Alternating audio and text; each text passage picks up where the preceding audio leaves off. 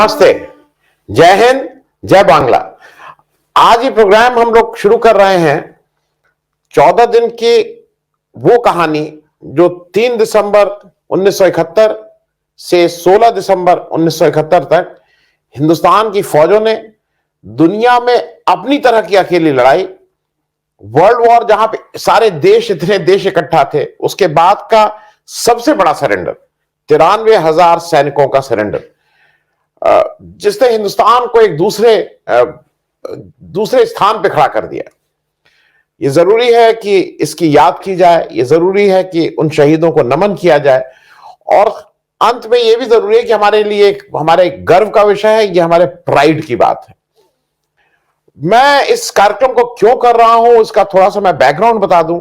उसका कारण यह है कि हो सकता है कि जो आज के उसमें कहा जाता है ना, किसके कितने व्यूज आए, हो सकता है व्यूज ना आए, हो सकता है कम लोग देखें, लेकिन मेरी ये जिम्मेदारी है, मेरी ये बेसिक रिस्पॉन्सिबिलिटी है कि इस कार्यक्रम को मैं करूं, और जो 10, 20, 50, 100, 200, 500, 1000, 2000 जो लोगों तक पहुंचे, वो कम से कम हिंदुस्तान की इस वीर गाथा को, इस गौरव गाथा को अपने आने वाले जो जनरेशन हैं उनके लिए, और वो भी ये समझें कि हिंदुस्तान ने कितनी कुर्बानी की है।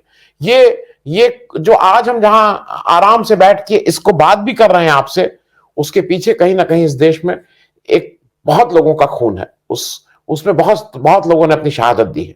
सबसे पहली बात यह है कि ये बांग्लादेश की जो 71 की लड़ाई हुई, उसका बीज तो देखिए 1947 में जब बंटवारा हुआ उसी समय पड़ गया था। उसके बाद हिंदुस्तान ने 1947 में लड़ाई लड़ी, और मैं आपको सिलसिलेवार 71 तक उन लड़ाइयों के बारे में भी ब्रीफली बताने की कोशिश करूंगा अलग अलग दिनों में। 1947 की लड़ाई, फिर 1962 की चीन से लड़ाई, फिर 1965 की पाकिस्तान से लड़ाई, और फिर 1967 की भी एक छोटी लड़ाई है, जिसको लड़ाई बोलना शायद युद्ध के उसमें बिल्कुल नहीं रहेगा, लेकिन हमारा जो ये नॉर्थ ईस्टर्न बॉर्डर है, नेफा वाला, सिक्किम वाला, वहां पे चीन ने एक बार घुसने की कोशिश की थी। हमारे कुछ अदम्य सैनिकों के साहस और एक दो ऐसे जनरल जिनका नाम आज की तारीख में डिफेंस के बाहर बहुत लोग नहीं जानते हैं, उन लोगों के सूझबूझ, हिम्मत और देश के प्रति न्यौछावर हो जाने के जज्बे ने आज उस हिस्से को प्रोटेक्ट करके रखा। वो सन 67 की बात है, उसको भी करेंगे, और फिर 1971 की बात करेंगे। थोड़ा समय का वो रहता है, तो इसलिए क्योंकि प्रोग्राम को बहुत लंबा नहीं करना चाह रहे हैं, रोज कुछ कुछ इसको हिस्सों में आपके साथ शेयर करेंगे। मैं थोड़ा बांग्लादेश के युद्ध का एक आपको क्यों हुआ, क्यों बांग्लादेश, वाई बांग्लादेश की जरूरत पड़ी लिबरेट होने की, मैं जल्दी से आपको बताऊं। 47 में देश आजाद हुआ। 1951 की जो ऑफिशियल सेंसस है पाकिस्तान की, उसके अनुसार ईस्ट और वेस्ट पाकिस्तान की कुल आबादी 7.5 करोड़ थी। वेस्ट पाकिस्तान में एरिया ज्यादा है, वो करीब 7,96,000 स्क्वायर किलोमीटर, 7,96,000 स्क्वायर किलोमीटर में रहते कितने लोग थे उस समय? 51 की बात कर रहा हूं, 3.3 करोड़, 33 मिलियन लोग। और ईस्ट पाकिस्तान का एरिया 1.43 लाख स्क्वायर किलोमीटर, बहुत छोटा, उनके मतलब वेस्ट पाकिस्तान के मुकाबले एरिया वाइज बहुत छोटा हिस्सा। और लोग कितने रहते थे? 4.2 करोड़, वेस्ट पाकिस्तान से ज्यादा लोग। और अब आगे जब चलेंगे तो आप ये देखेंगे कि ईस्ट पाकिस्तान जो एक समय में यूनाइटेड बंगाल था, उसके बड़े लीडर, जो मुस्लिम लीग के सबसे बड़े लीडर थे, उनका नाम था सोहरावर्दी। सोहरावर्दी का आपने बहुत नाम सुना होगा, नौखली के समय, डायरेक्ट एक्शन डे इत्यादि इत्यादि। मैं अभी उन विषयों पे नहीं जा रहा हूं। वो जब ये देश के 47 में आजादी की बात हुई थी, तो सोहरावर्दी जी ने और कुछ हिंदुस्तान के जो हिंदू लीडर थे, कांग्रेस के लीडर थे, इन लोगों ने एक सपना देखा था कि भाई ये यूनाइटेड बंगाल हो जाए, ये तीसरा राष्ट्र बन जाए, लेकिन वो हुआ नहीं। वो पाकिस्तान और इंडिया दो हिस्सों में बटा, पाकिस्तान के दो हिस्से हुए, ईस्ट और वेस्ट पाकिस्तान, दूर दूर तक।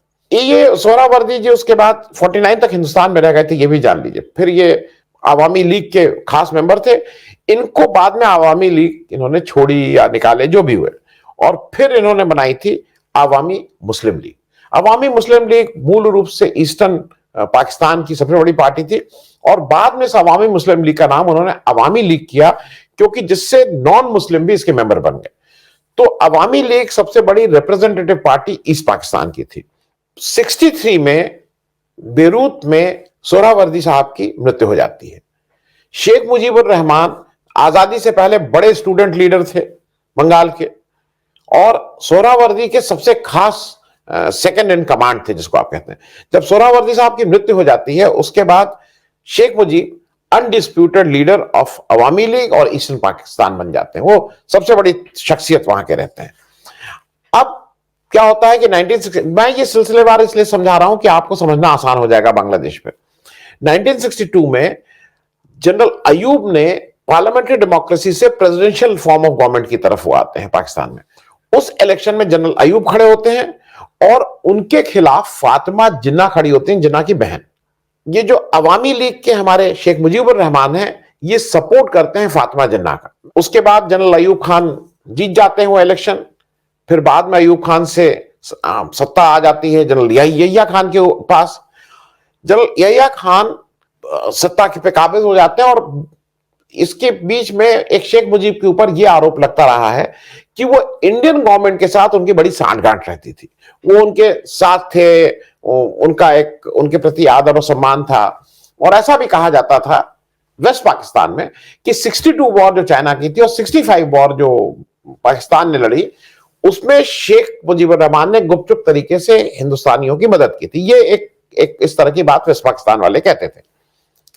अब चूंकि वेस्ट पाकिस्तान वाले रूल करते थे और ईस्ट पाकिस्तान वालों को दबा के रखते थे, तो शेख मुजीब ने एक 6 पॉइंट प्रोग्राम, एसपीपी बोला जाता है, फॉर ग्रेटर, ज्यादा स्वायत्ता के लिए, greater autonomy of east Pakistan का उन्होंने एक मांग रखी।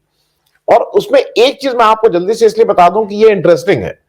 बहुत से लोग, मेन जो एक और मुद्दा था इन सारी बातों के बाद कि इनका रिप्रेजेंटेशन नहीं था, वो लैंग्वेज का मुद्दा भी था।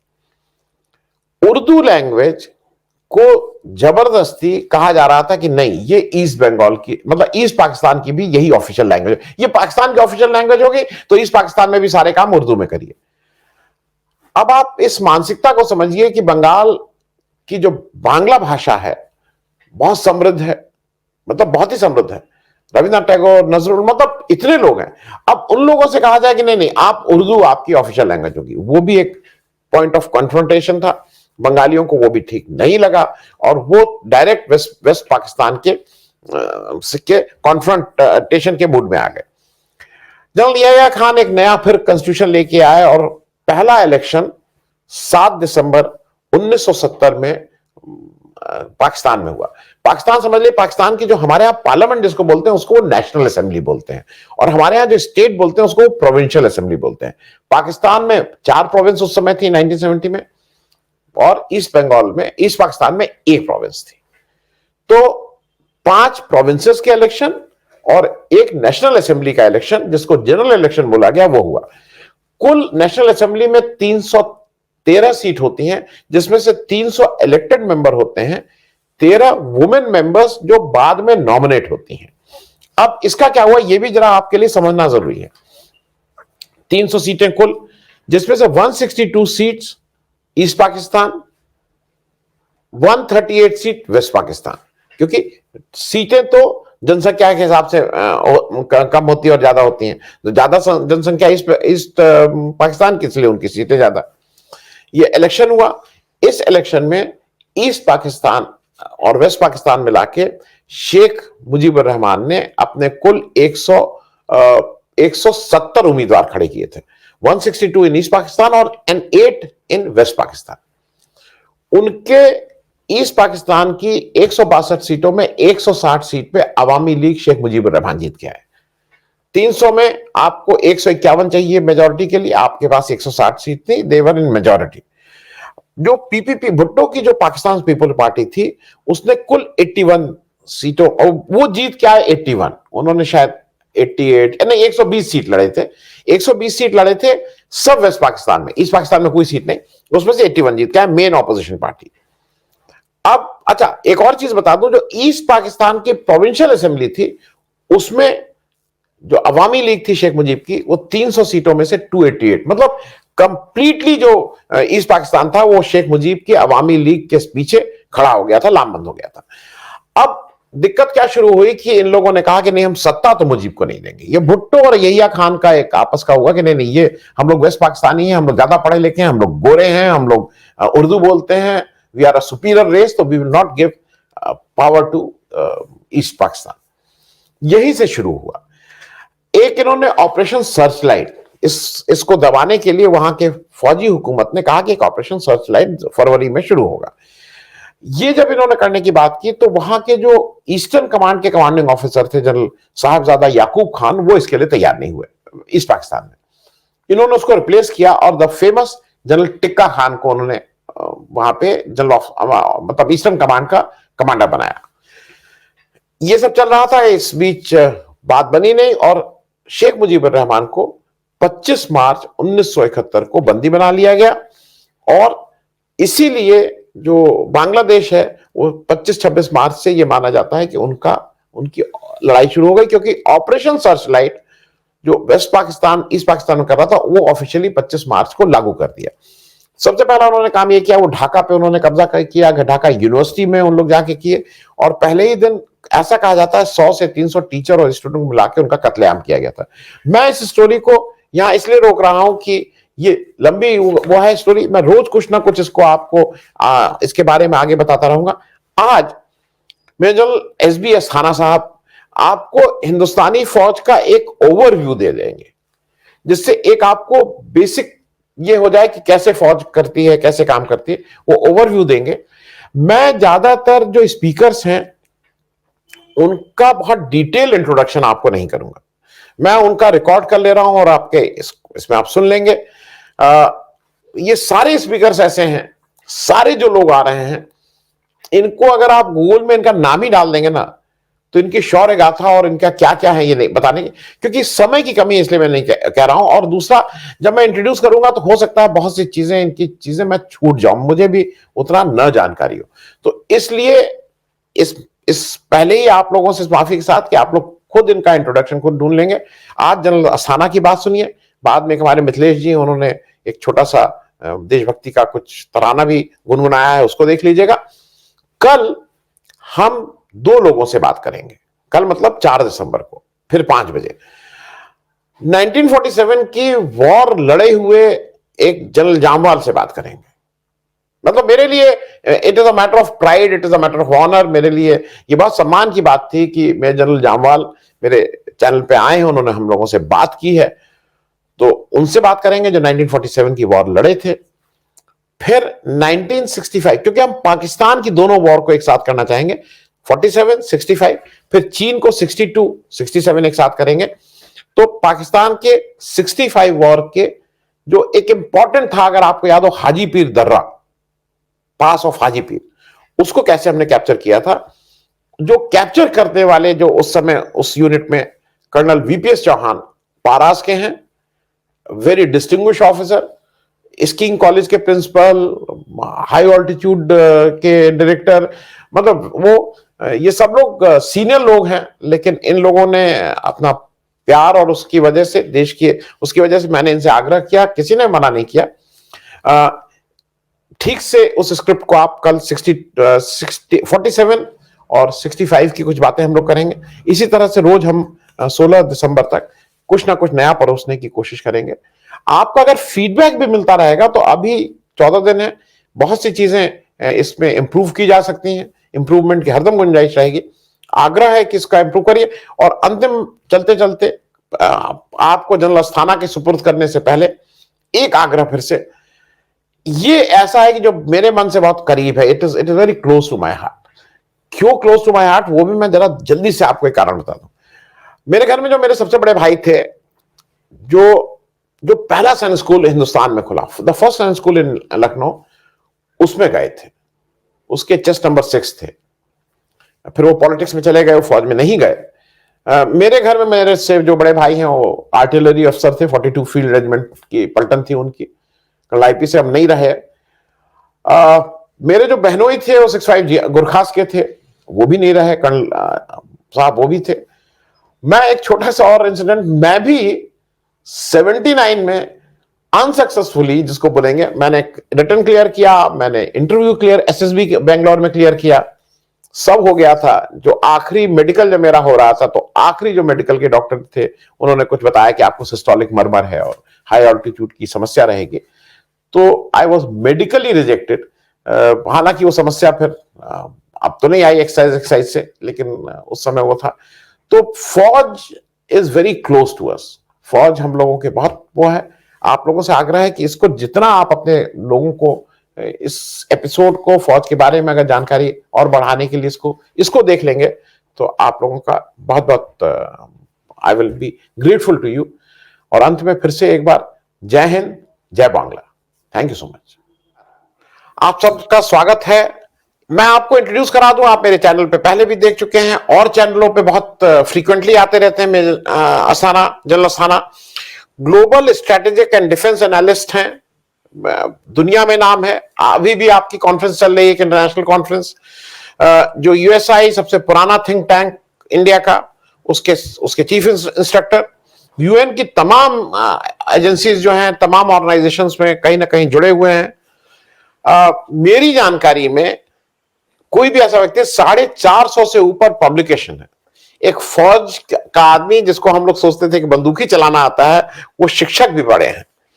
मेरा स्वागत है आपका जनरल साहब मेरे शो में।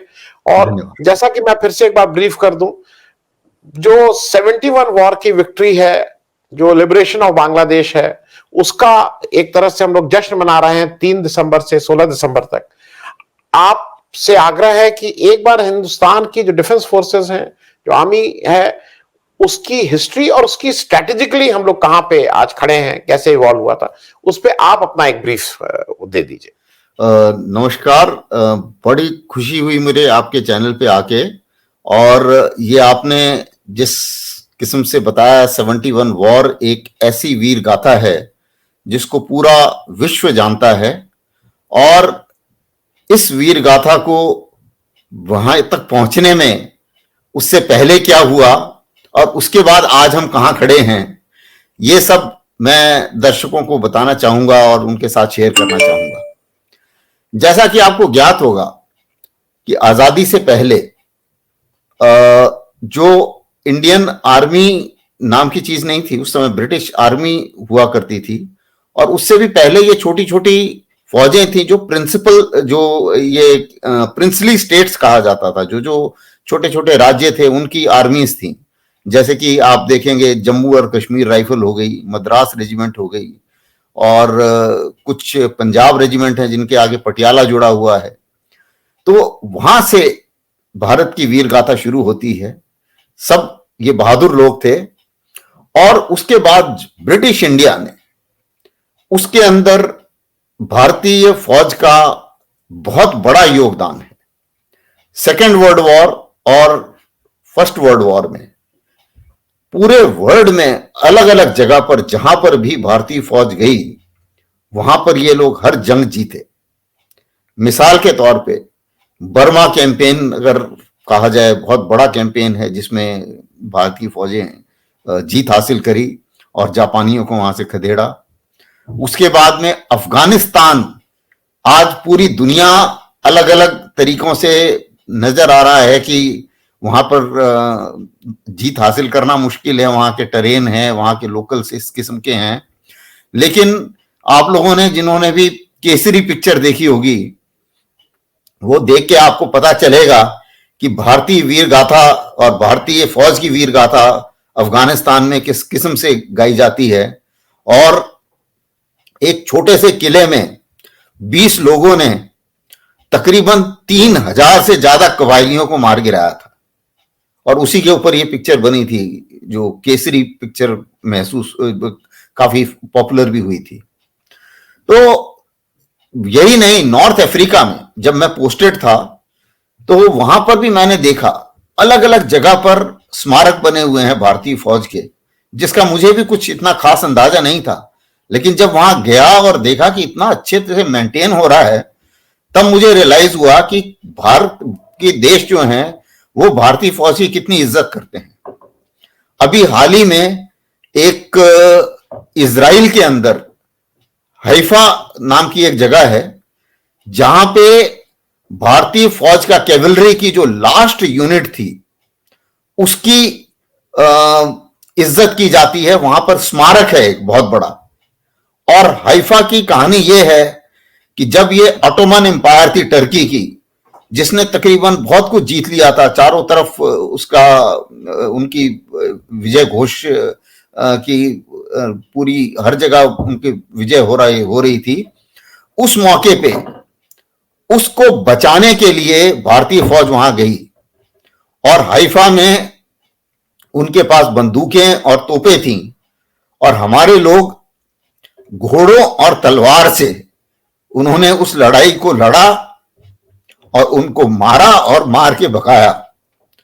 और उसी के ऊपर आपने देखा होगा कि नई दिल्ली में भी जो तीन मूर्ति मार्ग है, वो तीन मूर्ति मार्ग वहीं पर उसी को जाहिर करता है और यही तीन मूर्ति हाइफा में भी लगी हुई है। तो बहुत बड़ी वीर गाथा है भारतीय फौज की। उसके बाद एक वक्त आया जब भारतीय फौज आजाद हुई और भारत आजाद हुआ। उसके बाद ये ब्रिटिश आर्मी इंडियन आर्मी में कन्वर्ट हुई। ब्रिटिश आर्मी को दो हिस्सों में बांटा गया, कुछ हिस्सा पाकिस्तानी आर्मी बना। और उस टाइम में हालांकि भारत आजाद हो गया था, प्राइम मिनिस्टर जवाहरलाल नेहरू थे, लेकिन कमांडर इन चीफ जो थे वो फिर भी ब्रिटिश थे। माउंटबेटन इधर मौजूद थे वायसरॉय के तौर पे, और उसके बाद में कमांडर इन चीफ ऑकिनलेक के तौर पे मौजूद थे। और हमें पहला commander in chief Cariappa, general Cariappa के टाइम पे मिला था।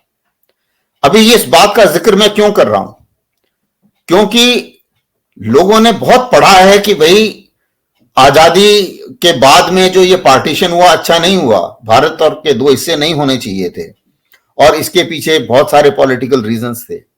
एक बहुत बड़ा स्ट्रेटेजिक रीजन भी था और वहां पे इन जो मिलिट्री के अफसर हैं इन्होंने बहुत उनकी अहम भूमिका है।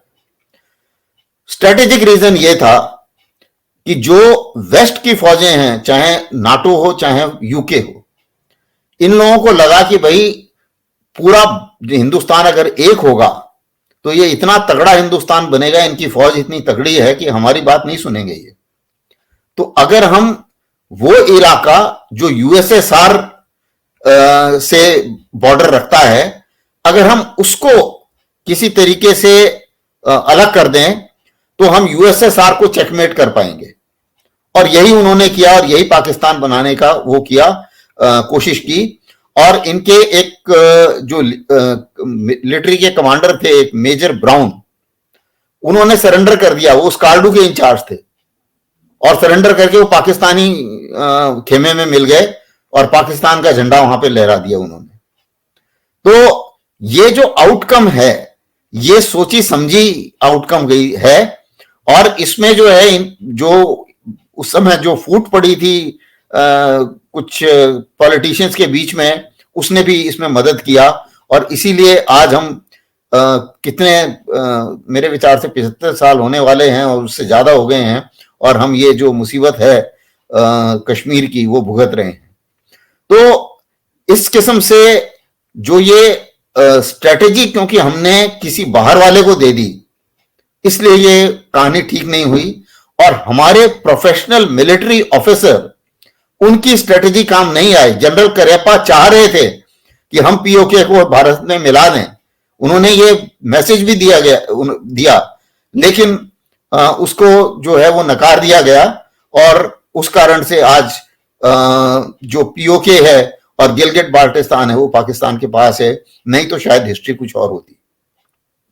उसके बाद में 1962 की अगर बात करें, आप देखिए भारतीय फौज जहां भी थी बहुत बहादुरी से लड़ी, लेकिन जो मिस्टेक्स हुई, जब हम एनालिसिस करते हैं आजकल 1962 का, तो हम देखते हैं कि बहुत ज्यादा भरोसा था पॉलिटिकल लीडरशिप को कि चीन हमला नहीं करेगा। उसमें काफी कुछ यस्सर वाले भी लोग मौजूद थे ब्यूरोक्रेसी में, फॉरेन मिनिस्ट्री में, और कुछ ऐसे भी लोग थे जो प्लांटेड, जो लीडर मिलिट्री में उस समय कोर कमांडर बना के भेजे गए थे।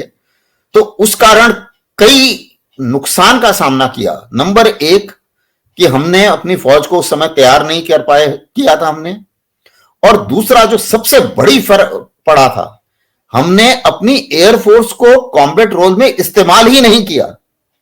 चीन की एयरफोर्स बहुत कमजोर थी और वो बहुत तादाद में आ रहे थे। अगर हमारे एयरफोर्स बमबारी करती तो जाहिर है कि 1962 की लड़ाई का नतीजा कुछ और होता, और उसके लिए हम जवान को जिम्मेवार नहीं ठहरा सकते, जूनियर अफसरों को जिम्मेवार नहीं ठहरा सकते। उसके लिए जाहिर है कि जो लीडरशिप है उसने जो स्ट्रेटेजिक पिक्चर को पढ़ा, सामरिक पिक्चर को पढ़ा, उसके पढ़ने में कुछ कमी रह गई, और वही एक कारण है। और उसके बाद भी ये कमी रही क्योंकि जब हमने तिब्बत को रिकॉग्नाइज किया तो तिब्बत को रिकॉग्नाइज करने से पहले कम से कम चीन को ये तो बता देना चाहिए था हमें कि भैया आप जो ब्रिटिश इंडिया और तिब्बत के बीच में जो ट्रीटी साइन हुई है बॉर्डर की, उसे तो मानिए, तब हम आपको रिकॉग्नाइज करेंगे। अगर ये हम उस समय कर देते तो आज ये जो मुसीबतें आ रही हैं चीन के साथ, जो बॉर्डर हमारा नहीं बना है, ये शायद इस किस्म से ना होता। और क्यों मैं कहता हूं कि भारतीय फौज उस समय भी बहुत स्ट्रांग थी, 1962 की हिस्ट्री के टाइम में भी, क्योंकि उसके 3 साल के बाद ही 1965 लड़ाई हुई, और उसमें भारतीय फौज ने देखो कितने दांत खट्टे करे दुश्मन के। और उसके बाद 1971 वॉर, जिसके बारे में हम बात कर रहे हैं, जिसको हम मना रहे हैं और बहुत गर्व के साथ हम बोलते हैं, जिसमें 93,000 प्रिजनर्स, 93,000 प्रिजनर पाकिस्तान आर्मी के पकड़े गए थे।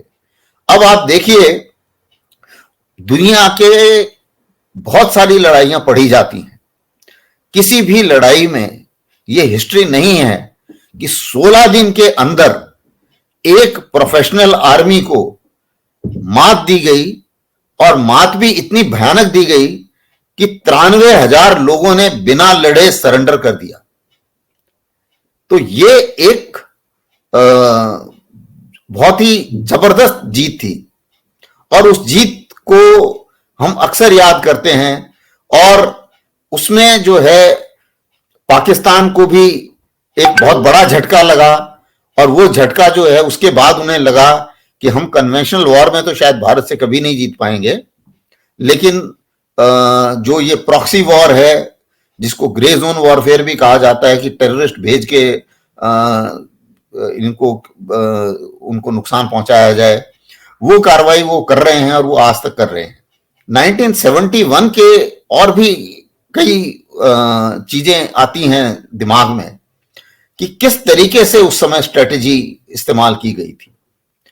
जो हमारा वेस्टर्न बॉर्डर है, उसमें जो हमारी सामरिक नीति थी वो थी स्ट्रेटेजिक डिफेंस की, कि जहां जहां पाकिस्तान हमला करेगा हम उसको मुंह तोड़ जवाब देंगे। और बांग्लादेश की तरफ हम पूरा ऑफेंसिव करेंगे। उसमें हमने ऑफेंसिव भी करा, हमारे जो फौजें हैं वो भी लड़ी। इंफॉर्मेशन वॉरफेयर की आजकल लोग बात करते हैं, उसका भी पूरा इस्तेमाल किया गया। पाकिस्तानी आर्मी को यह समझा दिया गया कि भाई आप सरेंडर नहीं करेंगे तो आप मारे जाएंगे। आप सिर्फ हमारे ही हाथों नहीं मारे जाएंगे, आपने जो तानाशाही वहां पे मचाई है और जो लोगों के साथ अत्याचार किया है, वो लोग भी आपको मारने के लिए तैयार बैठे। तो इससे बढ़िया है कि अगर आप अपनी जान बचाना चाहते हैं तो आप सरेंडर कर दीजिए। और हर जगह हम आगे बढ़ते गए और उनकी सप्लाई लाइन काटते गए। वही सामरिक नीति जो है लोगों ने स्टडी करी, पूरे वर्ल्ड ने स्टडी करी। और अभी आपने देखा होगा जब तालिबान ने कब्जा करा अफगानिस्तान में, उसने भी इसी सामरिक नीति का इस्तेमाल किया था। उसने भी अफगान नेशनल सिक्योरिटी फोर्सेस के बॉर्डर एरियाज पे पहले कब्जा करा, सप्लाई लाइन काटी, फिर जो उनके बड़े सिटीज थे उनको आइसोलेट करा, जो कि हमने 1971 में किया था। तो ये जो सामरिक नीति और जो रणनीति का हमने इस्तेमाल किया था, वो रणनीति बहुत अच्छी तरीके से लोगों ने पूरे वर्ल्ड में इसको पढ़ा है, सीखा है और सीखने के बाद इस्तेमाल किया है। तो जितने भी लोग थे उस समय, उन बहादुरों को हम सब नमन करते हैं। और हम ये उनका नमन करते हुए उसी भावना को एक सलाम करते हैं पूरे देश की तरफ से। उसके बाद में अगर आप देखें, जब चीन के बारे में बात आती है, अतिक्रमण ये करते रहते हैं, बीच बीच में स्टैंड ऑफ भी होते रहते हैं और होते रहेंगे जब तक कि बाउंड्री मार्क ना हो, एलएसी क्या डिमार्केशन ना हो, तब तक ये होता रहेगा।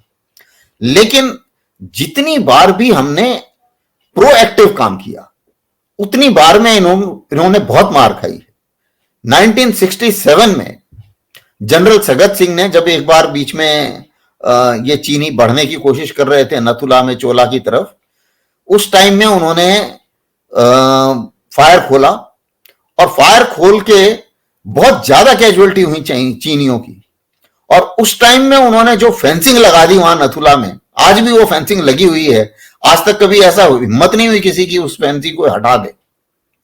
तो सवाल यह है कि जब भी चीन उसके बाद में, लेकिन स्ट्रेटेजी जो हम लोग डिसाइड करते हैं या जो स्ट्रेटेजी हो रही है, वो स्ट्रेटेजी की एक चीज ध्यान रखने वाली बात है कि स्ट्रेटेजी प्रोफेशनल्स के हाथ में होनी चाहिए। क्योंकि हमारी जो स्ट्रेटेजी है वो कहीं ना कहीं रिएक्टिव नजर आ रही है। आप देखिए, जितनी बार भी ये कॉन्फिडेंस बिल्डिंग मेजर चीन ने बनाए, अगर तोड़ेंगे तो वही तोड़ेंगे, अतिक्रमण करेंगे तो वही करेंगे, हम जवाब देंगे। तो ये स्ट्रेटेजी से चीन को एक भरोसा हो गया कि भाई भारत ने अटैक नहीं करना है मेरे ऊपर। उसकी जो वेस्टर्न थिएटर कमांड है वो बिल्कुल आराम से बैठी हुई है कि भारत हमला नहीं करेगा, और हमला जब मैं करूंगा, जो फ्रंट खोलना है मैं ही खोलूंगा, और मेरे खोलने के बाद में भारत सिर्फ जवाब देगा। तो ये स्ट्रेटेजी जो है, मेरे विचार से इसकी रिवीजन करने की जरूरत है। क्योंकि जितनी बार भी हमने देखा कि जहां भी हमने प्रोएक्टिव काम किया, कैलाश रेंज में प्रोएक्टिव काम किया गया, कैलाश रेंज में हमें बढ़त हासिल हुई, और उसके बाद एकदम चीन वहां से वापस गया, और नहीं तो वो बात ही नहीं कर रहे थे वापस जाने की। एक बार जब कैलाश रेंज में उनको लगा कि भाई हमारी मालडो गैरिसन खतरे में है, ये हमारे सिर पे चढ़ गए तो बहुत मुसीबत हो जाएगी, तो उसके बाद में उन्हें कॉम्प्रोमाइज करना पड़ा। तो ये एक तरीका है जो मुझे लगता है कि स्ट्रेटेजी के लिए बहुत जरूरी है। ये चाहे जैसे नेशनल, कभी हमने नहीं देखा कि नेशनल सिक्योरिटी एडवाइजर फौज का हो, और जब शुरू से कहा जाता है कि जब से भारत आजाद हुआ है, फौज को इस जो स्ट्रेटेजिक प्लानिंग है, सिक्योरिटी प्लानिंग है, उससे थोड़ा सा अलग रखा गया है। जो अब हम अपने लेसन सीख रहे हैं। इंफ्रास्ट्रक्चर हमने इतना अच्छा नहीं बनाया, कैपेसिटी बिल्डिंग हमने इतनी नहीं करी, लेकिन अब हम सीख रहे हैं। अब आप देखिए, कैपेसिटी बिल्डिंग काफी स्पीड से हो रही है। स्ट्रेटेजिक प्लानिंग के लिए भी अभी आप देखिए, फिर सीडीएस का चयन किया गया और उनको भी इस दायरे में लाया गया। उसके बाद इंफ्रास्ट्रक्चर बिल्डअप आप देखिए कितनी स्पीड से हो रहा है, क्योंकि इसके बिना चीन को जो है वो सबक सिखाना थोड़ा मुश्किल है। तो अब अगर हम देखते हैं भारत को और भारत की फौजों को, उसमें नए नए हथियार आ रहे हैं, नए नए हवाई जहाज आ रहे हैं। अभी न्यूक्लियर की ताकत के ऊपर अगर हम ध्यान दें तो हमारे पास, हम जमीन से भी वार कर सकते हैं, हम सबमरीन से भी वार कर सकते हैं, हम हवाई जहाज से भी न्यूक्लियर हथियार छोड़ सकते हैं। तो इतना ही काफी हो जाता है किसी भी देश के लिए भारत को वो कम ना समझे। उसी मुताबिक अभी जैसे ये अग्नि मिसाइल्स बन रही हैं, तो अग्नि 5 का सफल परीक्षण हुआ है। अग्नि 5 जो है वो तो बीजिंग और शंघाई तक पहुंच सकती है। तो उससे जो है जो सामरिक बैलेंस है, इक्वेशन है, वो इक्वेशन चेंज हो जाती है। भारत भी सर उठा के बता सकता है कि नहीं, अगर आप कुछ गलत काम करेंगे तो हम भी अपनी सोवरेनिटी और टेरिटोरियल इंटीग्रिटी जो है उसके लिए हम भी कुछ भी कर सकते हैं।